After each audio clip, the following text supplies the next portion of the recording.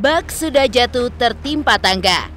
Mungkin pepatah itulah yang dapat disandingkan kepada Aldila Jelita, istri Indra Bekti.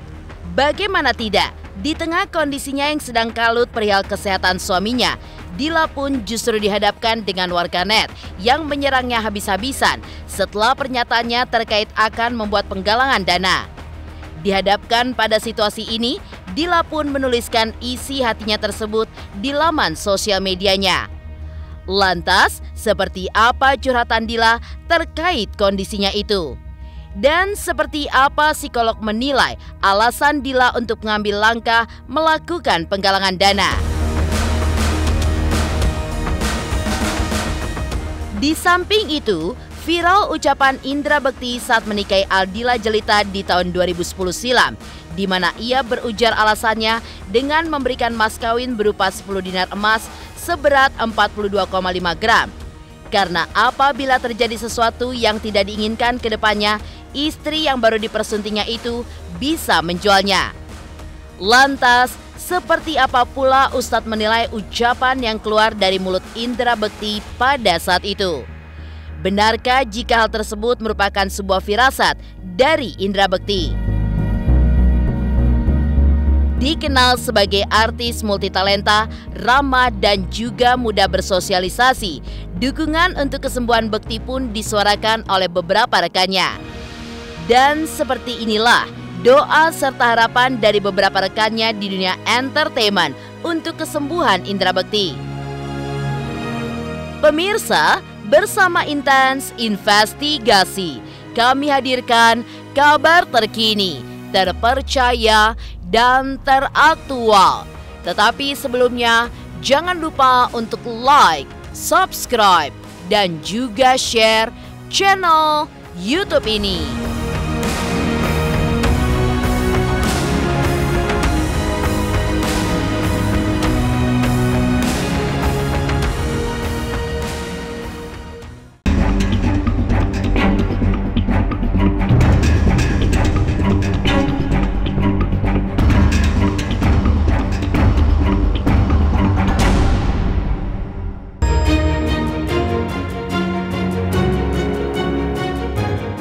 Pemirsa Intens Investigasi, kabar terkait istri Indra Bekti yang akan melakukan penggalangan dana untuk membiayai biaya rumah sakit suaminya memang bukanlah kabar baru.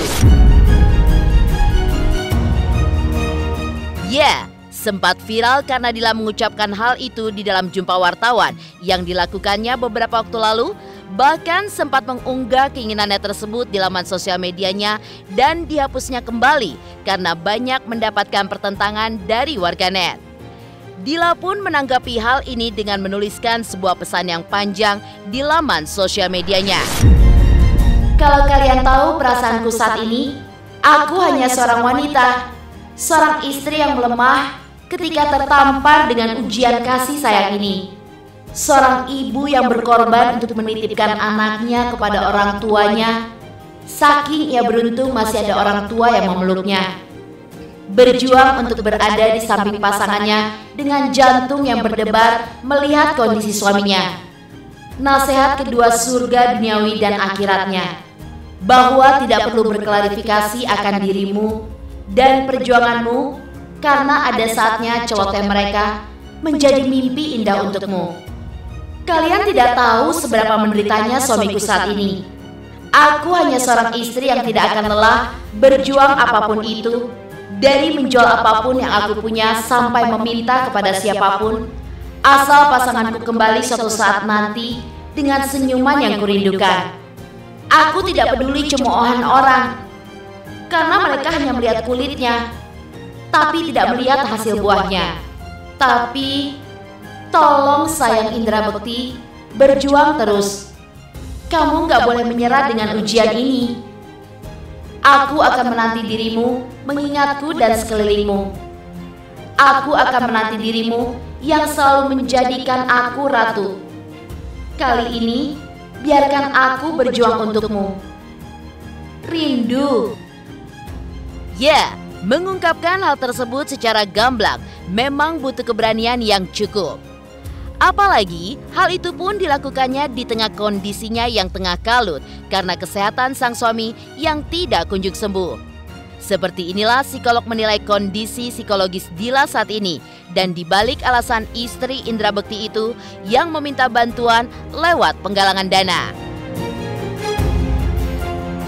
Sebenarnya Dilanya itu nggak ngegubris soal haters dan apabila segala macam gitu loh, karena memang fokusnya dia sekarang itu kan ke kesehatan suaminya. Dianya pun juga taat juga beribadah, dia balikin lagi ke Allah gitu loh. Tapi kemarin itu gue mencoba untuk sedikit memberikan informasi gitu loh tentang kejadiannya seperti apa gitu loh. Dan kenapa Dila juga yang ngomong kan, maksudnya orang dalam keadaan yang, maksudnya kita nggak lagi liburan gitu loh, lagi nggak nyantai, pasti keadaan pikiran, hati dan segala macam lagi semberawut gitu loh, dan ya itu keomongan, jadi nggak mikirin nanti gimananya gitu loh, karena emang pada awalnya, pada dasarnya adalah di hari pertama itu teman-teman artis sudah pengen untuk melakukan penggalangan dana itu, karena kita tahu kan Kak Bekti orangnya baik banget gitu loh, dia ceria banget, dia itu pembawa suasana ceria gitu loh dimanapun dia berada gitu loh, dan banyak orang yang sayang sama dia. Makanya pada hari pertama pun udah ada dari teman-teman untuk ya udah kita penggalangan dana nih gitu loh. Tapi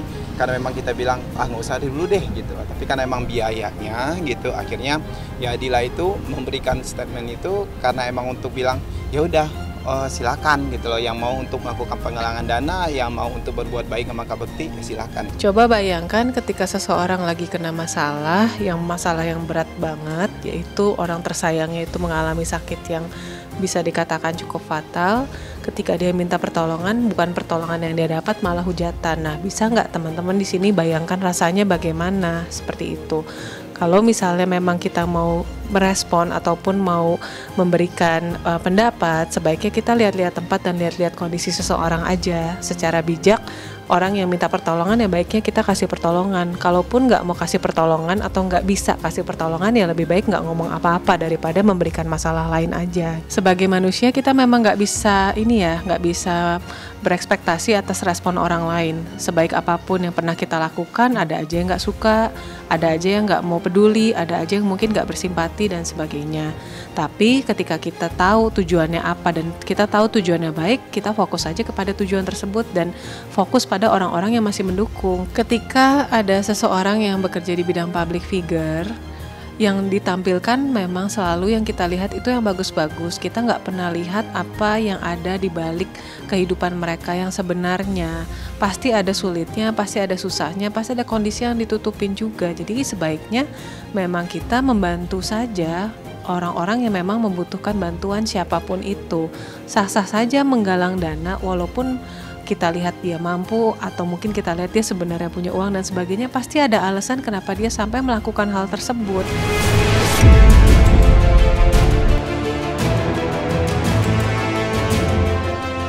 Meski mendapatkan banyak sindiran dan nyinyiran dari warganet, diketahui jika penggalangan dana yang dilakukan untuk Indra Bekti pun masih tetap berjalan. Bahkan, beberapa selebriti pun juga siap pasang badan dan akan membantu biaya rumah sakit Indra Bekti. Maka, seperti inilah beberapa bentuk dukungan dari beberapa rekan selebriti untuk Indra Bekti. Galang dana, misalkan gue ada rezeki, kalau misalkan bisa gue ngasih sedikit rezeki gue yang gue punya, insya Allah mudah-mudahan nggak apa-apa lah selagi kita bisa bantu. Gak usah kita yang nggak nyumbang, gak usah banyak omong, lebih baik diam, istighfar. Yang nyumbang, alhamdulillah, terima kasih. Ini orang lagi berduka, stop nyinyir, ya karena itu akan menambah dosa buat lu. Lebih baik istighfar. Saya ingin yuk kita coba berpikir positif ya, karena bagaimanapun juga kalau kita di posisi tersebut, coba bayangin deh, jangan apapun yang kita lakukan selalu ada sisi negatifnya. Ayo kita coba berpikir positif. Yang pertama kan goalsnya adalah ini supaya Kak Indra ini cepat sembuh kan. Jadi jangan berpikir yang macam-macam gitu. Kalau kalian udah angle-nya udah negatif, pasti selalu ada yang salah. Tapi ini buat kesembuhan, ini buat kebaikan, nggak ada yang salah. Apa yang salah buat saya? Selama buat kebaikan, ya kan? Ini buat ya Tuhan kan selalu mengajar kita, ayo berbuat baik. Menurut saya, ayo belajar lagi bersosial media yang baik ya. Kalau ada teman-teman yang berkomentar negatif, belajar bersosial media yang baik.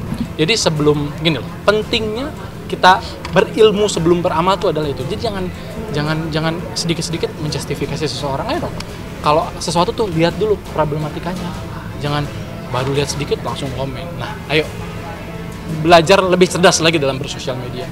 Ketika ada orang sakit, ada orang perlu dibantu, kita harus berempati. Kitanya itu sekarang itu kan kita fokus ke kesehatannya Kak Bekti gitu ya kan. Jadi stoplah drama gitu loh ya kan. Lu nggak kasihan buat lihat orang yang lagi sakit kena musibah dan segala macam gitu loh. Kita fokusnya ke kesehatan Kak Bekti, ke kesehatannya dia, ke pemulihannya dia gitu. Jadi ya udah kita fokusnya ke kondisi kesehatannya. Tuh, ya ke kesehatannya gitu loh. Maksudnya kalau beralih ke sini, beralih ke situ kasihan. Jadi kasihan dianya. Ya kan? Maksudnya Kak Bektinya butuh doa gitu ya kan, butuh support gitu loh ya kan. Butuh ya dukungan gitu loh. Jadi gue minta tolong dan juga minta tolong juga buat teman-teman untuk doanya buat Kak Bekti gitu loh ya kan. Jadi apa nggak lari kemana-mana gitu.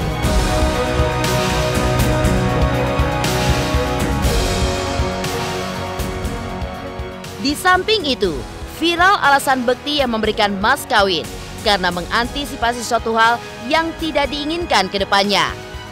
Lantas, seperti apa Ustadz menilai ucapan yang keluar dari mulut Indra Bekti pada saat itu? Pemirsa Intens Investigasi, jangan lupa untuk like, subscribe, dan juga share channel YouTube ini. Halo, Assalamualaikum, aku Nyai Fitria. Jangan lupa saksikan Inten. Sehari 3 kali nih kayak minum obat, hari Senin sampai Sabtu. Terima kasih.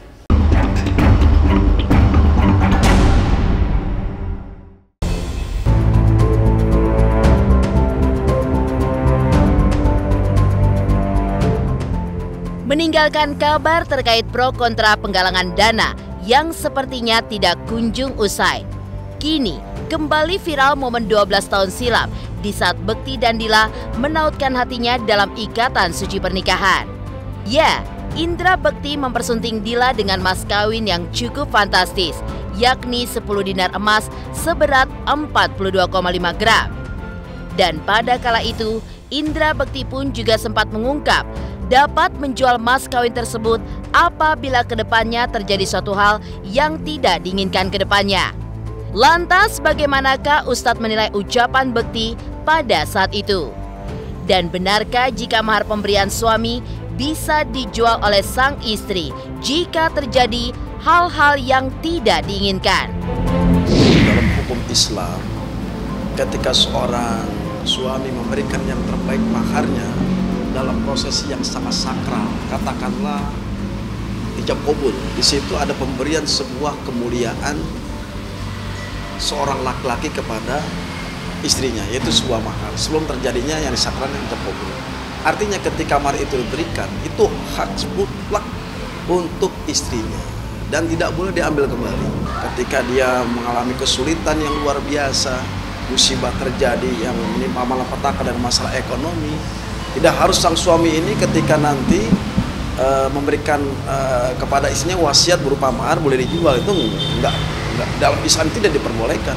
Kecuali sang istri sendiri ketika melihat musibah yang terjadi, yang menimpa masalah kesulitan, apakah sakit, dalam kondisi yang lemah payah dengan masalah ekonomi, maka sang istri ada inisiatif.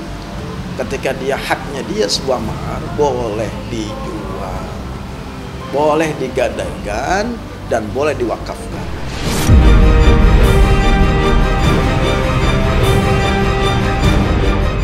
Kini, Aldila pun juga mulai menjual tas-tas branded dan perhiasannya. Lewat postingannya, terlihat istri Indra Bekti itu pun menjual tas branded dan perhiasan yang selama ini menjadi asetnya. Lalu berapakah hasil yang didapat Dila dari hasil menjual asetnya itu? Dan benarkah untuk biaya pengobatan Indra Bekti yang sudah memasuki waktu seminggu ini sudah menyentuh angka miliaran rupiah?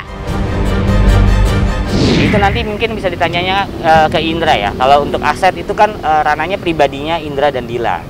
gitu. Nanti bisa ditanya ke Mbak Dila, karena kalau dari saya kan nggak mungkin udah lu jual ini kan nggak mungkin.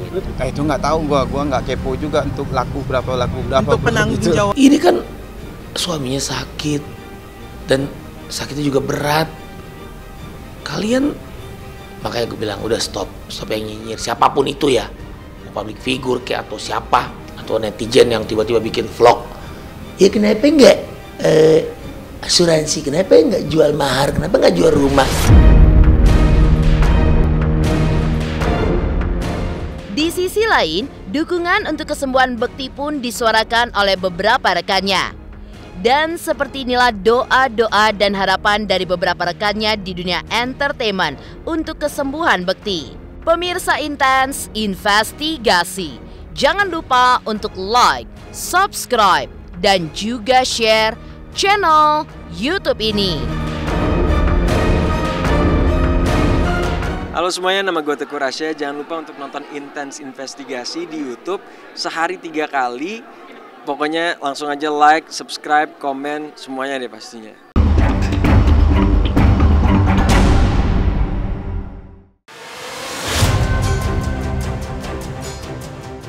Sebagai sosok yang ramah dan mudah bersosialisasi, memang lekat disematkan kepada sosok Indra Bekti.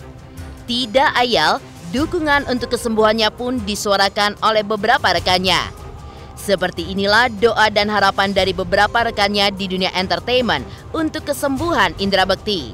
Kak Bekti orang itu baik, welcome banget. Jadi aku nelpon aja, ya gimana gitu. Dan dia sampai ngebantuin. Pokoknya, jadi kemarin tuh aku memang lagi ada problem. Aku cerita sama Kak Bekti karena Kak Bekti pernah punya masalah yang sama. Jadi aku tanya, aku konsultasi Kak Bekti gimana nih, gini-gini. Jadi memang orangnya baik lah, udah humoris, baik, makanya terus ceria. Kita kan gak pernah dengar kabar Kak Bekti sakit. Tiba-tiba sekalinya sakit Kak Bekti langsung sampai gak sadarin diri, sampai harus dioperasi. Kaget lah. Orangnya tuh happy go lucky aja orangnya ya. Dan dia selalu ngumpulin dari berbagai teman-teman yang gak kenal. Akhirnya jadi nongkrong bareng gitu. Kalau sama aku sendiri, emang aku tuh jarang ketemu sebenarnya sama Indra. Cuman Indra itu karena selalu suka staycation ke Sentul, aku jadi selalu nyempetin waktu pasti ketemu gitu. Nah, ketika kejadian seperti ini, aku sebenarnya shock banget karena seminggu apa 2 minggu sebelum kejadian ini, dia tuh masih teleponan sama aku, masih nanyain gimana keadaan anak lo, udah sembuh belum gitu. Karena kebetulan pas kejadian itu anak aku masuk rumah sakit gitu kan. Terus tiba-tiba seminggu atau 2 minggu kemudian kejadian dia pingsan kan. Nah itu makanya saya juga kaget gitu. Nah saya sebagai gimana ya, kita temenan udah hampir berapa puluh tahun ya, udah dari kelas 6 SD kalau saya gitu. Jadi saya ngerasa kayak aduh kok tiba-tiba sakit, karena dia tuh sesakit-sakitnya Ade tuh ya udah dia keep going aja gitu, nggak ada kayak tiba-tiba kayak sekarang ini gitu. Jadi kayaknya kayak sesuatu yang nggak biasa gitu kali ya Mas ya. Dan jatuhnya itu yang bikin ngenesnya itu adalah di hari ulang tahun dia gitu. Jadi kita tuh semua seperti terpukul gitu ya ya. Kalau dulu mungkin dia lebih Indra seorang teman yang baru nyoba jadi apa gitu waktu itu. Jadi dia mungkin dulu lebih cewawaan lagi sih. Kayak nggak ada beban gitu. Kalau sekarang kan dia udah seorang ayah, seorang suami gitu. Terus dia banyak mungkin punya company ya gitu yang dia bikin. Jadi tapi menceriakan suasananya itu tidak pernah berubah. Itulah Indra. Kita doain mudah-mudahan bisa cepat mendapatkan kemajuan, cepat sehat. Didoain mudah-mudahan Bekti bisa melewati masa-masa kritisnya dan kembali lagi bisa berangsur membaik. Kita doain sama-sama. Berterima kasih atas doa semua orang yang membantu, karena nggak mungkin bisa segembira ini aku kalau bukan karena support dan doa dari semua yang memang mencintai Bekti. Aku mau makasih semua para teman-teman Mas Bekti, semuanya deh yang aku nggak bisa ketemuin, aku minta maaf. Karena memang saat ini aku cuma bisa berjuang dulu nih buat Mas Bekti di masa kritis ini gitu. Tapi makasih banget semuanya, baik banget dari teman-teman Mas Bekti, pemimpin-pemimpin kerjaannya Mas Bekti juga, Bu Siwi, semuanya deh pokoknya yang bisa mengerti keadaan Mas Bekti saat ini. Aku makasih banget gitu support dan dukungannya gitu.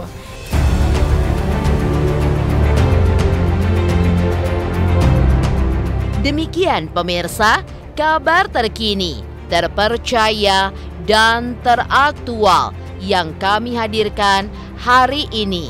Saksikan terus Intens Investigasi setiap hari Senin sampai dengan Sabtu, tayang 3 kali sehari, yaitu pada pukul 11 siang, 3 sore, dan 7 malam, hanya di YouTube channel. Dan pastikan jangan lupa untuk like, subscribe, share, dan juga komen channel Intens Investigasi.